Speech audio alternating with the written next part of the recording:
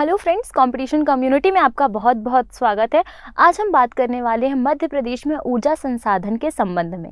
ऊर्जा की जब हम बात करते हैं, किसी भी कार्य को करने के लिए जो शक्ति लगती है उसे ही ऊर्जा कहा जाता है, अर्थात किसी भी कार्य को करने की क्षमता ऊर्जा कहलाती है।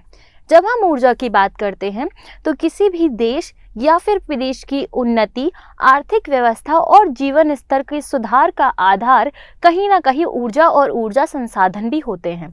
मध्य प्रदेश की बात करें तो मध्य प्रदेश ऊर्जा संसाधन की दृष्टि से एक धनी राज्य है, परंतु ऊर्जा संसाधन के प्रयोग की दृष्टि से एक पिछड़ा हुआ राज्य है। उसका सीधा मतलब ये है कि हमारे पास बहुत सारे प्रकार के ऊर्जा संसाधन तो हैं, परंतु हम उन सब का प्रयोग नहीं कर पाते हैं। बात करते हैं ऊर्जा की, तो ऊर्जा एक अदिश राशि है, इसका मात्रक जूल है। साथ ही साथ में ऊर्जा दो प्रकार की होती है। पहली जो होती है वो होती है परंपरागत ऊर्जा, दूसरी जो होती है वो होती है गैर परंपरागत ऊर्जा। मध्य प्रदेश में ऊर्जा संसाधन में देखें तो मध्य प्रदेश ग्रामीण विद्युतीकरण निगम की स्थापना वर्ष 1960 में की गई थी। वहीं मध्य प्रदेश में ऊर्जा विकास निगम की स्थापना 25 अगस्त 1982 को की गई थी, और जिसका साफ और सीधा कारण था मध्य प्रदेश में ऊर्जा स्तर को बढ़ावा देना। बात करते हैं ऊर्जा संसाधनों के वर्गीकरण की, तो हमने बात की कि ऊर्जा संसाधन जो है इन्हें दो भागों में बांटा गया है।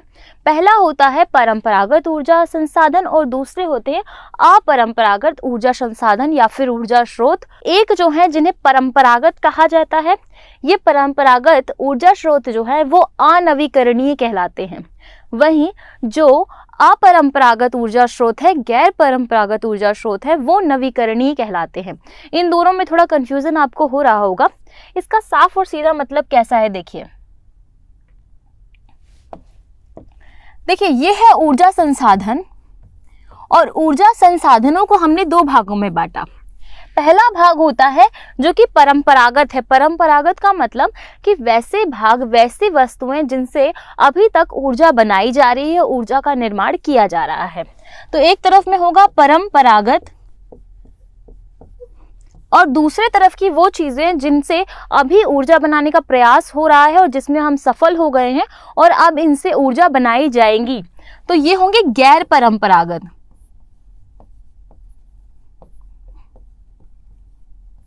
देखिए, परंपरागत और गैर परंपरागत। परंपरागत ऊर्जा स्रोत में आता है कोयला, पेट्रोलियम आदि। पेट्रोलियम की जब हम बात करते हैं तो क्या ये पृथ्वी में हमेशा रहने वाला पदार्थ है? तो नहीं, ये पृथ्वी में एक स्थान पर, जैसे कि इस स्थान पे थोड़ा सा पेट्रोलियम मान लेते हैं हम है। एक एग्जांपल के लिए मान लीजिए 1 लीटर पेट्रोलियम है। अब आपने जब इस 1 लीटर पेट्रोलियम को यहाँ से निकाल कर इसका प्रयोग कर लिया, तो क्या यहाँ पे दोबारा पेट्रोलियम आने वाला है? तो ये स्थिति हो जाएगी करोड़ों लाखों वर्ष पहले की। उसके बाद ही यहाँ पर फिर से दोबारा पेट्रोलियम आ पाएगा। वहीं जब हम गैर परंपरागत स्रोतों की बात करते हैं तो इसमें होता है सौर ऊर्जा, बायोमास, बायोगैस। तो इसमें अगर हम बात करते हैं, समझते हैं, तो सौर ऊर्जा की बात करते हैं। तो आपने ये एक सोलर पैनल लगाया और इस सोलर पैनल में सूरज की किरणें पड़ रही हैं। अब सूरज की किरणें जब यहाँ पर पड़ती हैं तो मान लीजिए आज के दिन यहाँ से 4 मेगावाट विद्युत का उत्पादन होता है। तो क्या कल यहाँ से 4 मेगावाट विद्युत का उत्पादन हो सकता है? बिल्कुल हो सकता है। तो इस कारण से ये जो है ये नवीकरणीय ऊर्जा स्रोत कहलाते हैं, मतलब इन्हें दोबारा से बनाया जा सकता है, निर्मित किया जा सकता है। जल विद्युत जो होती है वो गैर परंपरागत के अंतर्गत ही आती है। वहीं जो हमारी तापीय विद्युत होती है जिसका निर्माण कोयले से होता है वो हमारी परंपरागत के अंतर्गत आती है। और अगर ये दोबारा बनाए जा सकते हैं तो ये नवीकरणीय कहलाएंगे, बल्कि जो दोबारा नहीं बनाए जा सकते ये वाले, इन्हें अनवीकरणीय कहा जाता है। क्लियर हो गई यहाँ तक सारी चीजें? अब बात कर लेते हैं इनके उदाहरण कौन कौन से हैं। कोयला, पेट्रोलियम, प्राकृतिक गैस और तापीय ऊर्जा। वहीं गैर परंपरागत की बात करते हैं, बायोमास, सौर ऊर्जा, बायोगैस, पवन ऊर्जा, ज्वारीय ऊर्जा और भूतापीय ऊर्जा। जब बात करते हैं हम कोयले की, तो कोयला हमें खदानों से प्राप्त होता है, पेट्रोलियम हमें खदानों से प्राप्त होता है। प्राकृतिक गैस अर्थात जो पेट्रोलियम के ऊपर गैस पाई जाती है, अर्थात आपको देखिए, आपको पता होगा कि मान लीजिए ये बहुत गहरा खड्डा है, तो इस गड्ढे में यहाँ पे नीचे तरल अवस्था में पेट्रोलियम रखा हुआ है, और अगर यहाँ पे पेट्रोलियम भरा हुआ है तो ऊपर वाला जो ये हिस्सा होगा, यहाँ पे गैस के बहुत सारे बबल्स होंगे, और ये जो गैस है इसे ही प्राकृतिक गैस के रूप में भी जाना जाता है। तो ये हमें कैसे प्राप्त होती है? जैसे हमें पेट्रोलियम प्राप्त होता है, बिल्कुल वैसे ही। इस कारण से हमने इसको परंपरागत ऊर्जा स्रोत में रखा हुआ है। सौर ऊर्जा की बात करते हैं तो यह हमें सूरज से प्राप्त होती है।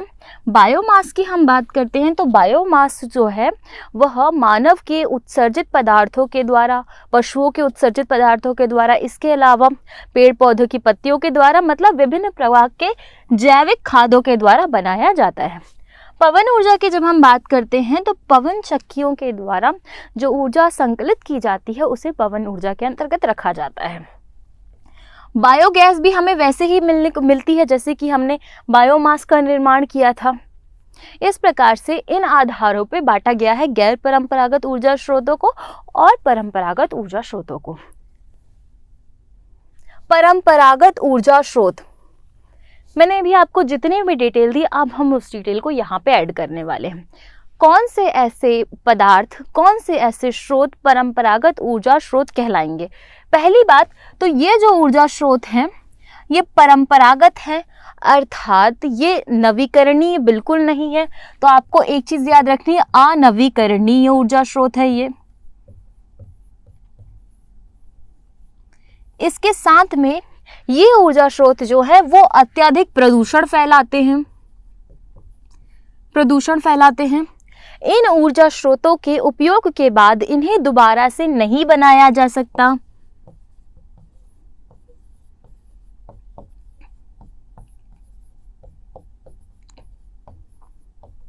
और ये बहुत ही जल्दी समाप्त होने वाले हैं,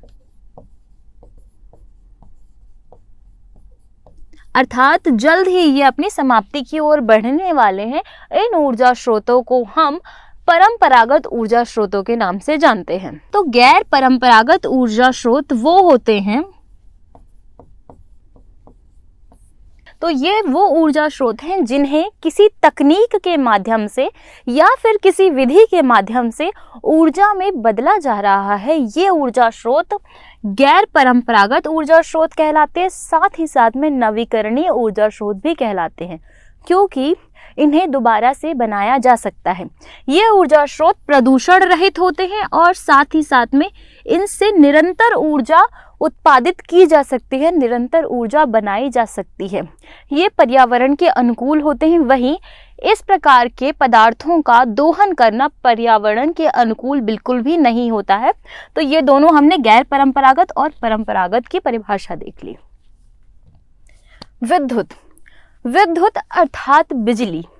विद्युत की जब हम बात करते हैं तो बिना विद्युत के आज के समय की परिकल्पना करना भी संभव नहीं है। जब भी हम किसी चीज़ के बारे में सोचते हैं, आप देख रहे हैं यहाँ पे लाइट्स लगी हुई हैं, मेरे पास फ़ोन है, फ़ोन के चार्जर के लिए मुझे विद्युत की आवश्यकता है।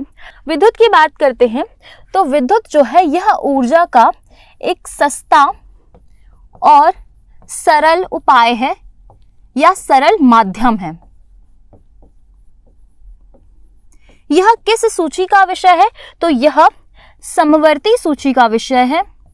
और समवर्ती सूची का अर्थ होता है कि विद्युत के उत्पादन की जिम्मेदार केंद्र सरकार और राज्य सरकार दोनों ही होगी, अर्थात विद्युत जो है यह समवर्ती सूची का विषय हो जाएगा। इसके अलावा विद्युत में, प्रदेश में विद्युत का निर्माण दो चीज़ों से होता है। पहला होता है कोयले से बनने वाली विद्युत और दूसरा होता है जल से बनने वाली विद्युत। दोनों का मतलब अच्छे से समझिए। कोयला परंपरागत ऊर्जा स्रोत के अंतर्गत आता है, वहीं जल गैर परंपरागत ऊर्जा स्रोत के अंतर्गत आता है। कोयले की बात करते हैं, ये दोहन करता है, दूषित करता है, प्रदूषण करता है, लेकिन जल प्रदूषण नहीं करता है। इसके अलावा कोयले का जब दोहन होता है और जिस विद्युत का निर्माण होता है तो उसे कहा जाता है तापीय विद्युत। और तापीय विद्युत केंद्र जो है या तापीय ऊर्जा केंद्र जो है वह कोयले से निर्मित विद्युत के बारे में बात आते हैं हमें। इसके अलावा जब जल के निर्माण की बात करते हैं, जल से विद्युत के निर्माण की बात करते हैं, तो जल से जिस विद्युत का निर्माण होता है उसे जल विद्युत कहा जाता है। इसके साथ ही साथ में हम देखते हैं जल विद्युत ताप केंद्र जो हैं वो हमें दिखाई पड़ते हैं। इन दोनों की अगर हम बात कर दें अलग अलग नामों की, तो एक को तापीय विद्युत केंद्र और एक को जल विद्युत केंद्र कहा जाता है। मध्य प्रदेश में सबसे पहले विद्युत का उत्पादन कहाँ हुआ था? तो मध्य प्रदेश में सबसे पहले विद्युत का उत्पादन ग्वालियर जिले के अंतर्गत हुआ था। देखिए, विद्युत उत्पादन केंद्रों को दो भागों में बांटा गया है। तापीय विद्युत केंद्र, तापीय विद्युत केंद्र वही विद्युत केंद्र है जिसमें कोयले से विद्युत का उत्पादन किया जाता है। वहीं जल विद्युत केंद्र, इससे जल से विद्युत का उत्पादन किया जाता है। कोयले को जलाकर किया जाता होगा और जल को, देखिए क्या होता है, जब कोई बड़ी सी नदी बह रही होती है और इस नदी के बीच में एक बांध बनाया जाता है, और अब जो ये बांध है ना, यह नदी के पानी को कंट्रोल करता है। और जब इस बांध से पानी गिराया जाता है तो एक टरबाइन के माध्यम से नीचे यहाँ पे टरबाइन लगी होती है। जैसे ही पानी गिरता है तो टरबाइन जो है ये गोल गोल घूमती है, और इसके गोल गोल घूमने की गति के कारण से जो विद्युत निर्मित होती है उसे जल विद्युत केंद्र के अंतर्गत रखा जाता है। अब प्रमुख तापीय विद्युत केंद्र की बात करेंगे, उसके बाद जल विद्युत केंद्र की बात करेंगे। तापीय विद्युत केंद्र कौन से होते हैं? वे केंद्र जिनसे कोयले के माध्यम से विद्युत का निर्माण किया जाता है तापीय विद्युत केंद्र कहलाते हैं। इन विद्युत केंद्रों में परंपरागत तरीके से विद्युत का उत्पादन किया जाता है। ये काफी ज्यादा प्रदूषण भी फैलाते हैं। पहला आ गया अमरकंटक ताप विद्युत केंद्र। अमरकंटक ताप विद्युत केंद्र जो है वह मध्य प्रदेश में अनूपपुर जिले के अंतर्गत आता है। इस ताप विद्युत में अत्यधिक विद्युत का उत्पादन होता है। इसके साथ साथ में इसकी स्थापना वर्ष 1965 में की गई थी। इसे कोयले की पूर्ति सुहागपुर कोयला क्षेत्र से होती है और इसकी उत्पादन क्षमता 210 मेगावाट है। इसका सीधा मतलब यह है कि अनूपपुर जो है यहाँ पे कोयले की पूर्ति सुहागपुर कोयला क्षेत्र करता है। 1965 में इसकी स्थापना की गई। कहाँ पर? अनूपपुर जिले के अंतर्गत। कौन सा ताप विद्युत केंद्र है? अमरकंटक ताप विद्युत केंद्र। चांदनी ताप विद्युत केंद्र। चांदनी ताप विद्युत केंद्र जो है यह प्रदेश का पहला ताप विद्युत केंद्र है। पहली चीज तो आपको ये याद रखनी है। कहाँ पर स्थित है? बुरहानपुर में स्थित है।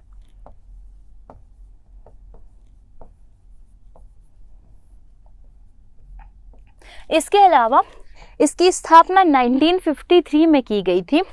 कोयले की आपूर्ति इसे पाथरखेड़ा कोयला क्षेत्र से होती है एवं नेशनल कोलफील्ड लिमिटेड नागपुर से होती है। देखिए इसका मतलब सीधा सीधा क्या है कि जो खान है, इन खानों के अंदर बहुत सारा कोयला भरा होगा और इन कोयले को किसी ना किसी ने निकाला होगा।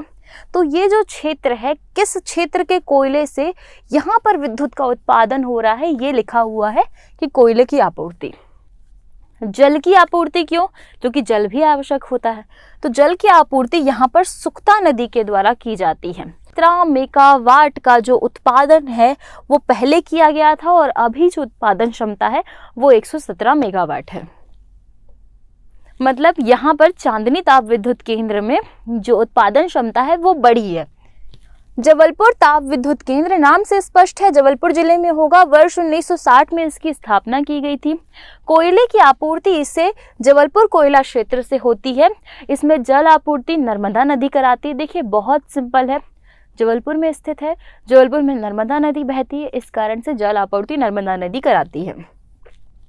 उत्पादन 15 मेगावाट इसका उत्पादन है। यह मध्य प्रदेश विद्युत मंडल का एकमात्र उपक्रम है।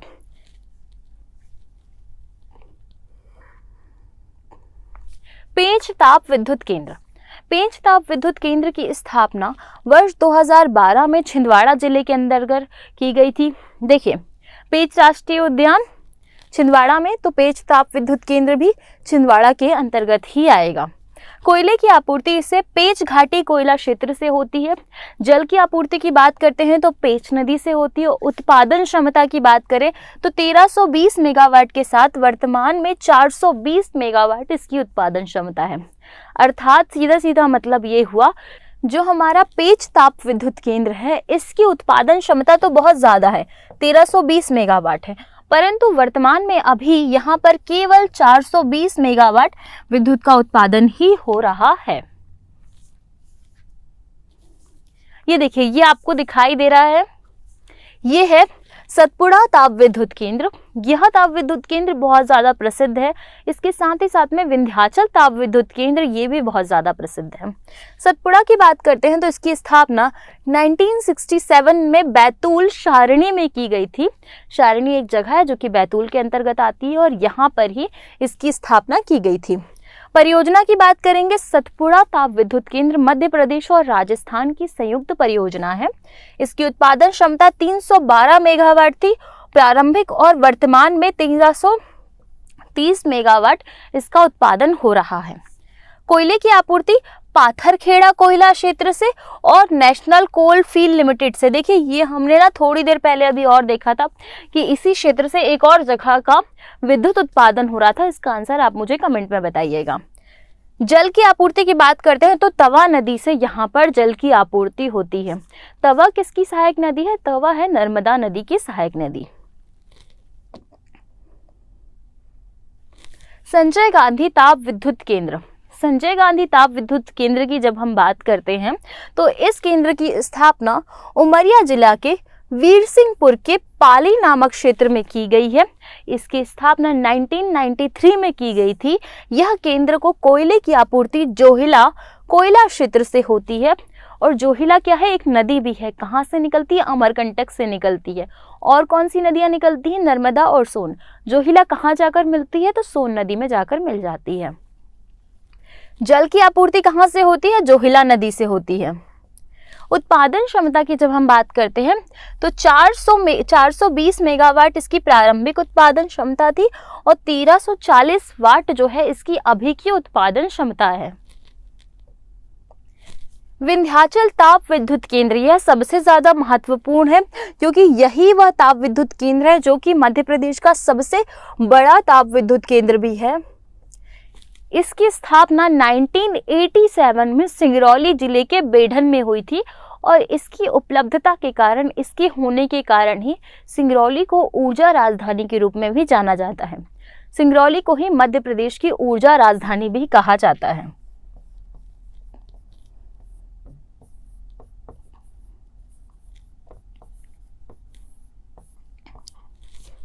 इसकी स्थापना 1987 में सिंगरौली के बेढन में की गई थी। संचालन राष्ट्रीय ताप विद्युत निगम एनटीपीसी के द्वारा इसका संचालन होता है और एनटीपीसी के द्वारा संचालित होने वाला सबसे बड़ा जो ताप विद्युत केंद्र है वो ही है विंध्याचल ताप विद्युत केंद्र। कोयले की आपूर्ति की बात करें, सिंगरौली कोयला क्षेत्र से इसको कोयले की आपूर्ति होती है। वहीं निगाही खदानों के अंतर्गत भी इसे कोयले की आपूर्ति होती है। जल की आपूर्ति इसे रिहंद नदी से होती है और रिहंद किसकी सहायक नदी है? तो रिहंद जो है वो सोन नदी की सहायक नदी है और सोन का उद्गम भी अनूपपुर अमरकंटक से ही होता है।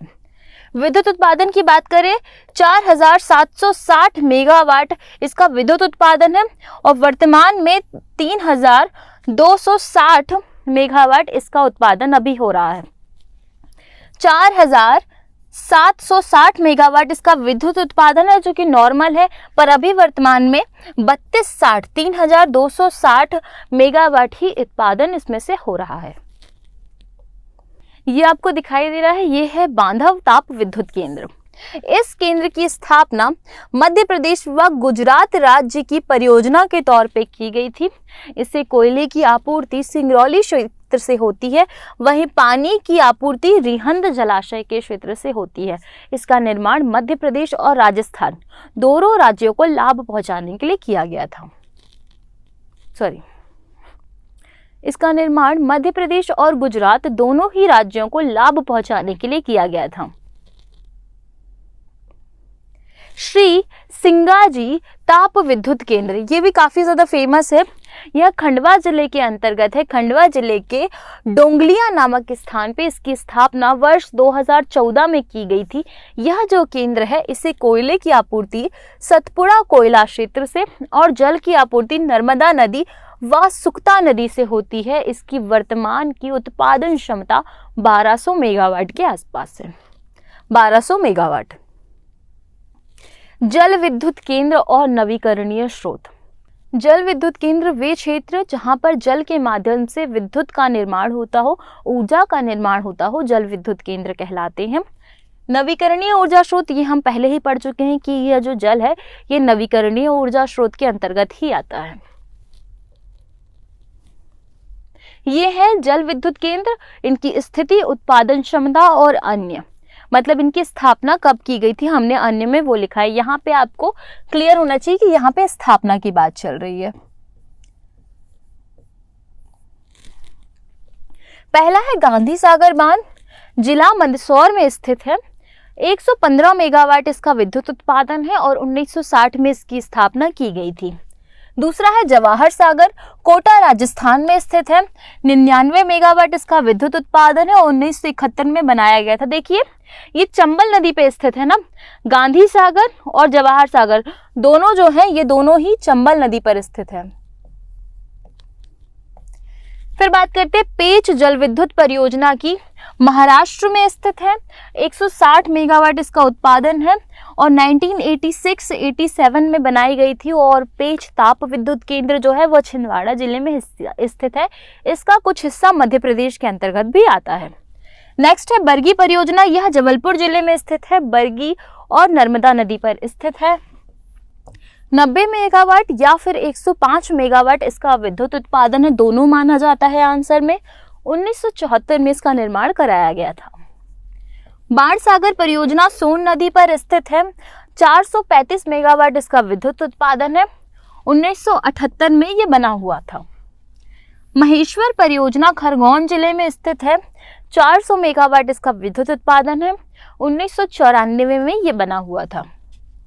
ओमकारेश्वर जल विद्युत केंद्र खंडवा जिले में स्थित है। खंडवा को ही मंधाता कहा जाता है और यहीं पर ओमकारेश्वर ज्योतिर्लिंग भी स्थित है।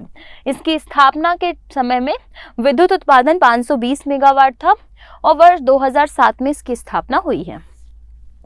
इंदिरा सागर विद्युत केंद्र की बात करते हैं तो इसकी स्थापना खंडवा जिले में की गई थी। 1000 मेगावाट इसका विद्युत उत्पादन है और 1984 में इसकी स्थापना हुई थी। महीखेड़ा जल विद्युत केंद्र शिवपुरी में स्थित है। 60 मेगावाट इसका विद्युत उत्पादन है और निर्माणाधीन है, अभी निर्मित हो ही रहा है। आप एक स्क्रीनशॉट ले लीजिए। ठीक, अब आपने इसका स्क्रीनशॉट ले लिया होगा। अब हम इसके आगे चलते हैं। अब हमने पहले देख लिया था कि परंपरागत ऊर्जा स्रोत कौन कौन से होते हैं और इनमें जैसे विद्युत का निर्माण जो किया जाता है परंपरागत के अंतर्गत वो कौन कौन से किस प्रकार से होता है, कौन कौन से ताप विद्युत केंद्र इसके अंतर्गत आते हैं। जल विद्युत केंद्र जो है ये गैर परंपरागत के अंतर्गत आते हैं। आपको अच्छे से याद रखना है, आपकी लिंक ना टूट जाए, इसलिए मैंने इसको पहले कवर कराया। अब हम चल रहे हैं गैर परंपरागत ऊर्जा स्रोतों की तरफ। यह है गैर परंपरागत ऊर्जा स्रोत। जब हम गैर परंपरागत ऊर्जा स्रोतों की बात करते हैं तो ये ऊर्जा स्रोत निरंतर ऊर्जा स्रोत है, अर्थात इसमें निरंतर शक्ति बनी होती है, निरंतर ऊर्जा बनी होती है, अर्थात इनकी ऊर्जा कभी समाप्त नहीं होती। समाप्त होती है तो कुछ समय बाद पुनः ऊर्जा इसमें इकट्ठी हो जाती है। मध्य प्रदेश गैर परंपरागत ऊर्जा स्रोत की दृष्टि से अग्रणी राज्य है। कौन कौन से होते हैं गैर परंपरागत ऊर्जा स्रोत? सौर ऊर्जा, पवन ऊर्जा, महासागरीय ऊर्जा, भूतापीय ऊर्जा, बायोमास और जैव ईंधन, ऐसे विभिन्न प्रकार के स्रोत हमें देखने के लिए मिलते हैं। सौर ऊर्जा परियोजना, सौर ऊर्जा जो परियोजना है, इस परियोजनाओं में सौर ऊर्जा की बात करते हैं तो मध्य प्रदेश देश में चौथा स्थान रखता है सौर ऊर्जा के निर्माण में। वहीं देश में प्रथम सौर ऊर्जा संयंत्र इंदौर के कस्तूरबा ग्राम में लगाया गया था। भारत का प्रथम सौर ऊर्जा पार्क कहाँ स्थित है? राजगढ़ में स्थित है। Ultra mega solar power plant की स्थापना रीवा की गुड़ तहसील के अंतर्गत ही हुई थी। यह प्रदेश की सबसे बड़ी सौर ऊर्जा परियोजना है। कौन सी सौर ऊर्जा परियोजना? और भारत में सौर ऊर्जा से पानी गर्म करने का सबसे बड़ा संयंत्र सांची दुग्ध डेयरी में स्थित है, जो कि भोपाल जिले के अंतर्गत आता है। मध्य प्रदेश का पहला सौर ऊर्जा से संचालित हवाई अड्डा इंदौर हवाई अड्डा है। इंदौर का कौन सा हवाई अड्डा? तो देवी अहिल्या बाई होलकर, देवी अहिल्याबाई होलकर हवाई अड्डा जो है, यही वह हवाई अड्डा है जो कि सौर ऊर्जा से संचालित पहला हवाई अड्डा है मध्य प्रदेश का। वहीं प्रदेश का पहला अभ्रक आधारित सौर ऊर्जा संयंत्र होशंगाबाद जिले के इटारसी में स्थित है। प्रदेश का पहला अभ्रक आधारित सौर ऊर्जा संयंत्र कहाँ है? मध्य प्रदेश के होशंगाबाद जिले के इटारसी के अंतर्गत आता है। प्रदेश का दूसरा सबसे बड़ा सौर ऊर्जा संयंत्र मध्य प्रदेश के मंदसौर में स्थित है। प्रदेश का दूसरा सबसे बड़ा सौर ऊर्जा संयंत्र प्रदेश के मंदसौर जिले में स्थित है। सोलर फोटोवोल्टिक संयंत्र, देखिए सोलर फोटोवोल्टिक संयंत्र जो है, इसके बारे में आपको थोड़ी सी चीजें बस याद रखनी है। जैसे कि यह जो संयंत्र है, ये एक प्रकार का सेल होता है, और ये जो सेल है यह सूरज की ऊर्जा को विद्युत ऊर्जा में परिवर्तित करता है, और ये रात के समय टॉर्च के रूप में उपयोग किया जाता है। तो यह क्या होता है, इसका उपयोग क्या है? तो प्रकाश की व्यवस्था करने में इसका उपयोग किया जाता है। किस समय? रात्रि के समय में, और ये सौर ऊर्जा को विद्युत ऊर्जा में परिवर्तित करता है। सोलर डिजिटल वाटर प्लांट, जब हम डिजिटल वाटर प्लांट की बात करते हैं तो इसका प्रयोग शैक्षणिक संस्थानों में किया जाता है। सोलर कुकर, इसका प्रयोग जो है वह खाना बनाने के लिए किया जाता है, और ये भी जो सूर्य है, सूर्य की ऊर्जा से इसमें खाना पकाया जाता है और ईंधन की बचत की जाती है। सौर ऊर्जा गर्म पानी संयंत्र, देखिए सौर ऊर्जा का जो गर्म पानी संयंत्र है ना, वो बहुत सारी जगहों पे लगा है। जैसे कि इसका प्रयोग डेयरी में, उद्योगों में, चीनी मिलों में, होटलों में, और कपड़े बनाने वाली जो जगह होती है वहां पर पानी को गर्म करने के लिए किया जाता है, कपड़े निर्माण वाली बड़ी बड़ी मिलों में भी। पवन ऊर्जा की जब हम बात करते हैं तो पवन ऊर्जा एक गैर परंपरागत ऊर्जा है। यह सस्ती ऊर्जा है, प्रदूषण मुक्त ऊर्जा है और पर्यावरण के अनुकूल ऊर्जा है। सबसे ज्यादा पवन चक्कियां कहाँ पर लगी गई हैं? तो देवास और इंदौर जिलों में सबसे ज्यादा पवन चक्कियां लगाई गई हैं। इनका सीधा मतलब ये है, ये पवन चक्कियां हैं, यहाँ पे 3 पंखे लगे होंगे, आपको दिख रहे हैं। जैसे ही हवा आती है तो पंखे बहुत तेजी से घूमते हैं, और जितनी तेजी से ये पंखे घूमते हैं उतनी ही ऊर्जा का उत्पादन होता है, उतनी ही ऊर्जा निर्मित होती है। तो मध्य प्रदेश में सर्वाधिक पवन चक्कियां इंदौर, देवास, मंदसौर और राजगढ़ जिले में स्थित है। प्रदेश की सबसे पहली पवन चक्की 1995 में देवास जिले में लगी थी। इसके अलावा मध्य प्रदेश में सबसे बड़ा पवन ऊर्जा संयंत्र मामटखेड़ा रतलाम में स्थित है। सर्वाधिक संयंत्र कहाँ पर है? रतलाम जिले में है। और मध्य प्रदेश का दूसरा सबसे बड़ा पवन चक्की संयंत्र जो है वह बेरछा ग्राम रतलाम में स्थित है। कैसे याद रखना है? मध्य प्रदेश में पवन ऊर्जा जो है वह बहुत ज़्यादा है, मतलब मध्य प्रदेश पवन ऊर्जा के संबंध में एक अग्रणी राज्य है। यह गैर परंपरागत ऊर्जा है, प्रदूषण मुक्त ऊर्जा है, पर्यावरण के अनुकूल ऊर्जा है। यह मध्य प्रदेश में सबसे ज़्यादा जो पवन चक्कियां हैं वह देवास और इंदौर जिले में लगाई गई हैं। इसके अलावा मध्य प्रदेश की सबसे पहली जो पवन चक्की लगाई गई थी वो 1995 में देवास जिले में लगाई गई थी। इसके अलावा मध्य प्रदेश के ही क्षेत्र में सबसे ज्यादा जो पवन चक्की है वो रतलाम जिले के अंतर्गत पाई जाती है। बायोमास, पौधे एवं जैविक कचरे से इसमें ऊर्जा को निर्मित किया जाता है, ये है बायोमास संयंत्र। इसके अलावा प्रदेश में प्रथम बायोमास संयंत्र सारणी बैतूल में, देखिए सारणी की बहुत बार बात हो गई, सारणी में बहुत सारी औद्योगिक चीजें हमें स्थित दिखाई देती हैं। तो सारणी बैतूल में प्रदेश का प्रथम बायोमास संयंत्र खोला गया है। द्वितीय बायोमास संयंत्र विदिशा जिले के अंतर्गत खोला गया है, और तृतीय बायोमास संयंत्र कटनी के मुंडवारा में खोला गया है। पहला बैतूल के शारणी में, दूसरा विदिशा में, तीसरा कटनी के मुंडवारा में। बैतूल के शारणी में, दूसरा जो है विदिशा में, तीसरा कटनी के मुंडवारा में। देखो कटनी का जो ये मुंडवारा है ना, ये बहुत ज़्यादा फेमस है।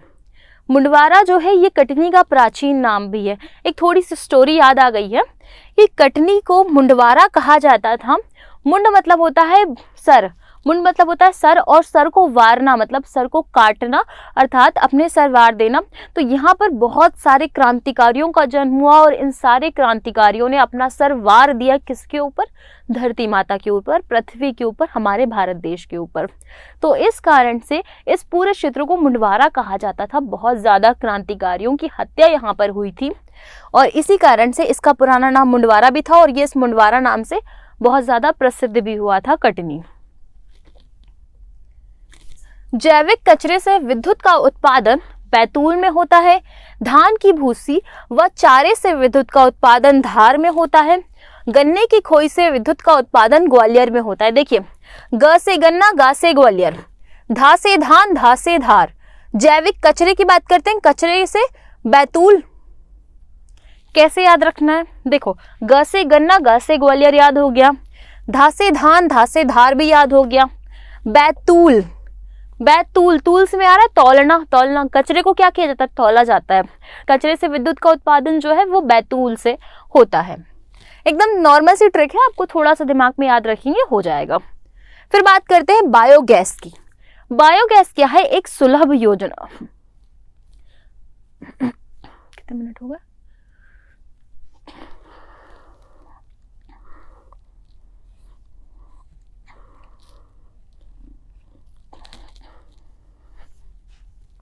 बायोगैस क्या है? यह एक सुलभ ऊर्जा है। इसके अलावा यह जीवों के उत्सर्जित पदार्थों द्वारा, पौधे एवं पशु पक्षियों के उपयोग की हुई वस्तुओं के द्वारा, पौधे की पत्तियों के द्वारा, उद्योगों के अपशिष्टों से एक प्रकार की ऊर्जा का निर्माण किया जाता है जिसे ही बायोगैस कहा जाता है। और बायोगैस प्लांट की स्थापना 1984 में भोपाल के भदभदा में की गई थी।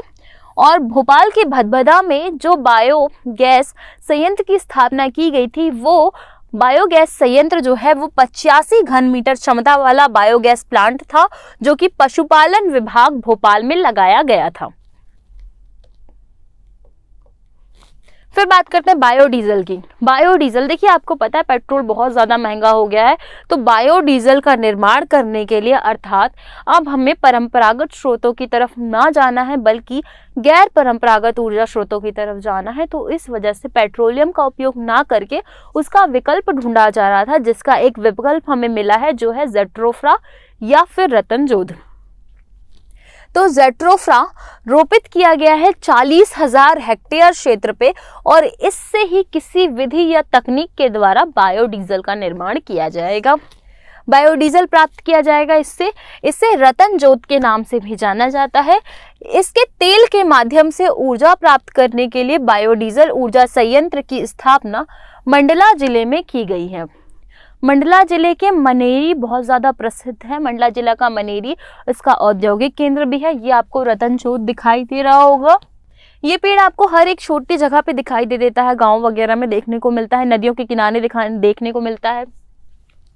हाइड्रेन वाटर पंप, देखिए हाइड्रेन वाटर पंप जो है वो छोटी नदियों और नालों के किनारे में बिना ऊर्जा लगाए नदी का पानी कैसे खेत तक पहुंचाया जाए और खेत को सिंचित किया जाए उस चीज़ में आधारित होता है। इसके अलावा खेतों में बिजली अथवा बगैर ईंधन के सिंचाई उपलब्ध कराना इसका प्रमुख उद्देश्य है। ये आपको दिखाई दे रहे हैं, ये बहुत बड़े बड़े ये हाइड्रेन वाटर पंप हैं। इस तरह हमारा मध्य प्रदेश में ऊर्जा संसाधन का टॉपिक समाप्त होता है। आपको हमारी वीडियोस कैसी लगी? आपको सारी चीज़ें समझ में आई, नहीं आई? क्या क्वेश्चन आपके दिमाग में अभी भी है? आप बिल्कुल कमेंट करके हमसे पूछ सकते हैं। Thank you so much. मिलते हैं नेक्स्ट वीडियो में।